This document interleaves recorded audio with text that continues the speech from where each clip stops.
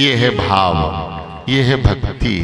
और ऐसी भक्ति जिनके अंतःकरण में विराजमान होगी, हमें श्री ठाकुर जी का आवाहन नहीं करना पड़ेगा, ठाकुर जी को बुलाना नहीं पड़ेगा, ठाकुर जी दौड़ करके हमारे हृदय में आकर के विराजमान हो जाएंगे।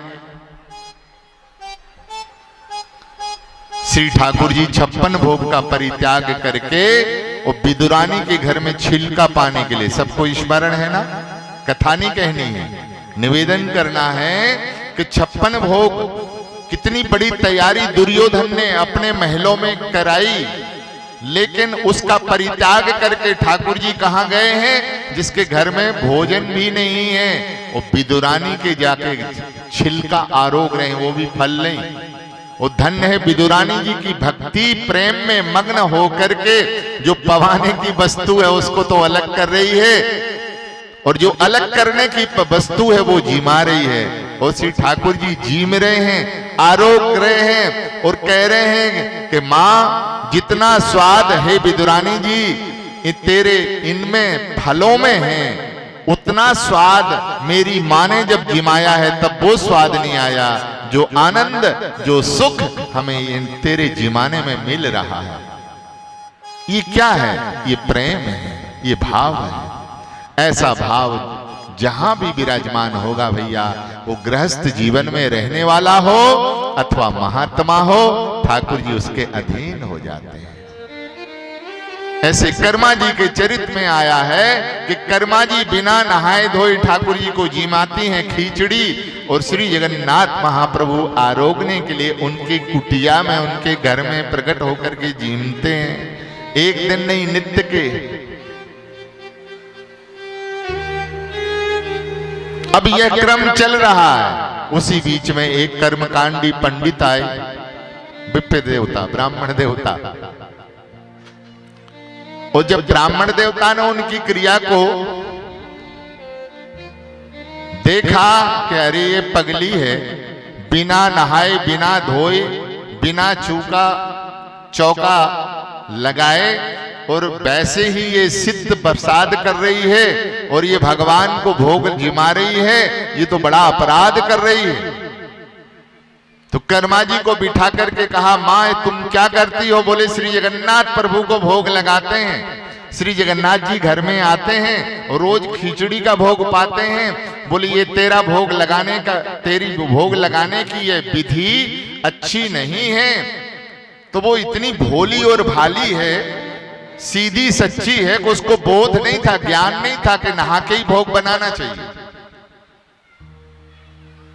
ठाकुर जी भक्ति के अधीन है। भगवान कहते हैं भक्ति प्रिय माधवा मेरे लिए भक्ति प्रिय है, जिनके चित्त में भक्ति महारानी विराजमान है, जिनके हृदय में भाव और प्रेम विराजमान है, श्री ठाकुर जी उनके अधीन हो जाते हैं, बिक जाते हैं। तो भोलापन के कारण से कर्मा जी को बोध भी नहीं है इस चीज का कि बिना नहाए भी भोग लगाना चाहिए, नहा के ही भोग लगाना चाहिए, विधि का कोई मालूम नहीं है। तब पंडित जी ने समझाया, मां ऐसे नहीं करते हैं, पहले स्नान करके आओ, फिर कुआं से सुंदर कलश को अमनिया करके जल भरो, अब जल भर करके लाओ, फिर बढ़िया उसके पहले तुम चौका को तैयार करो और शुद्ध अंगीठी तैयार करके फिर तुम अपना खिचड़ी बनाओ, सिद्ध करो। वो जब अमनिया तैयार हो जाए उसको ठंडा करके शीतल करके भोग लगाओ। अब आप विचार करिए, कहां तो बिचारी बिस्तर छोड़ करके बिना नहाए और 8 बजे ठाकुर जी को जिमाने के लिए खिचड़ी तैयार करती है बिना नहाए धोए, और कहा जब वैदिक विधि के द्वारा भोग बनाएगी, स्नान करेगी, ये सारी क्रिया दैन्य क्रिया करने में, झाड़ा बुहारी करने में, चौका चूल्हा तैयार करने में, तो उसको 11 बजेंगे कि नहीं बजेंगे? तो होते करते पूरा समय हो गया, 11:30 बज गए, अब खिचड़ी तैयार हुई। यही समय तो खिचड़ी पाने का और वही समय मंदिर में श्री ठाकुर जी के भोग पाने का।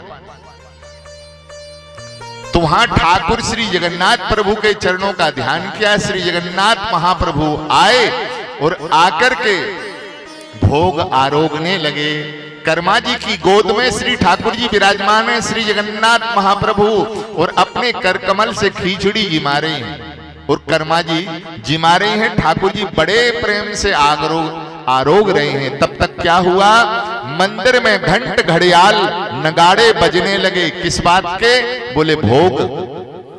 ठाकुर जी का मंदिर में भोग आ गया, उसके घंट घड़ियाल पहले पुजारी लोग बजाते हैं कि ठाकुर जी जहां तहां कहीं हो तो जल्दी से जल्दी महलों में आकर के विराजमान हो जाएं, ये संकेत है। और जैसे ही घंट घड़ियाल की आवाज ठाकुर जी को सुनाई दी कि वो 4 ग्रास खिचड़ी के आरोगे और बिना आचमन किए श्री ठाकुर जी भागे श्री जगन्नाथ महाप्रभु और मंदिर में जाकर के विराजमान हो।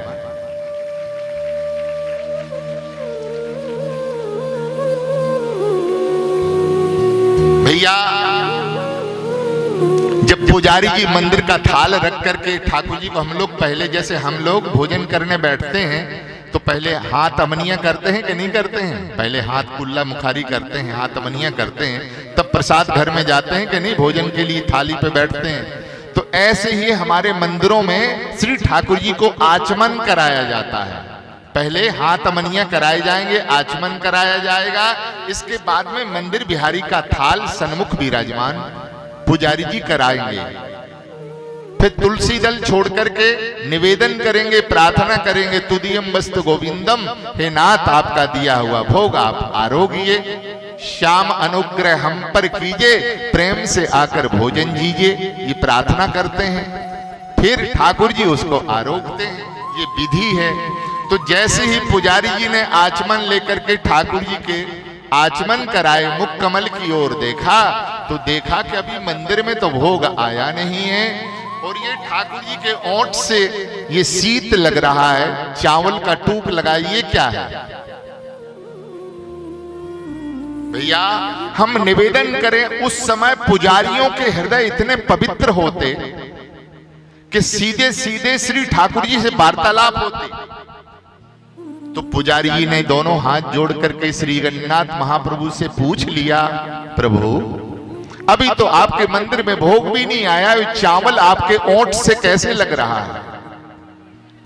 तब सच्ची सच्ची बात श्री ठाकुर जी ने पुजारी जी से निवेदन की, देखो मेरी एक भक्तानी कर्मा जी रहती हैं, सुबह रोज हमें प्रेम में डूब करके खिचड़ी का भोग जिमाती हैं, हम उसके घर में खिचड़ी भोग पाने के लिए जाते हैं। लेकिन एक हमारे कर्मकांडी विप्र देवता पहुंच गए घर में, और बेचारी भोली भाली सीधी सादी जो प्रेम में डूब करके भोग बनाती, तो हम वहां शुद्ध और अशुद्धि का विचार भी नहीं करते हैं। इस कथा से यह सारणी निकालना कि हमें शुद्धि नहीं करनी है, बिना शुद्धि के रहना, ये नहीं, ऐसा अर्थ नहीं है। ये अगर हमारा ऐसा मन हो जाए, हमारा मन इतना उनके रस में डूब जाए, हम प्रेम में डूब जाए कि हमें होश ही ना रहे कि हमने नहाया है या नहीं नहाया है, इतना प्रेम हमारे अंतःकरण में हो, ये उसकी बात है। लेकिन हमें शुद्ध होकर के ही मंदिर में जाना चाहिए, पवित्र होकर के ही मंदिर में जाना चाहिए, इसका यह संकेत है, ये विधि है, नियम है। लेकिन अगर ठाकुर जी की कृपा इतनी हमारे ऊपर हो गई कि हमें अपने शरीर का ही होश हवास नहीं है, तो फिर भगवान कहते जैसा भी हो, अपवित्र जगह में से आकर के भी अगर हमें कोई प्रेम से जिमाएगा तो हम जीवने पहुंच जाएंगे।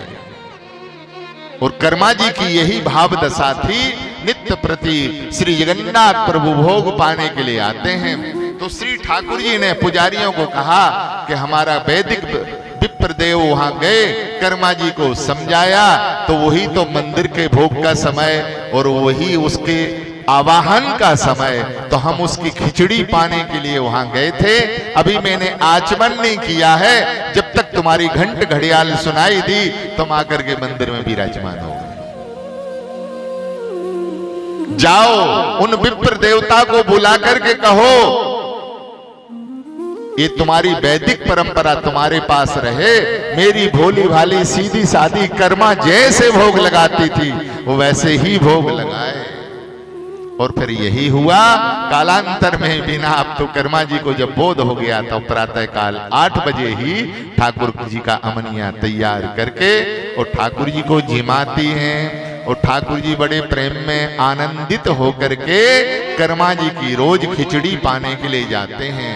ये भैया इसी कलिकाल की कथा है, इसी युग की चर्चा है।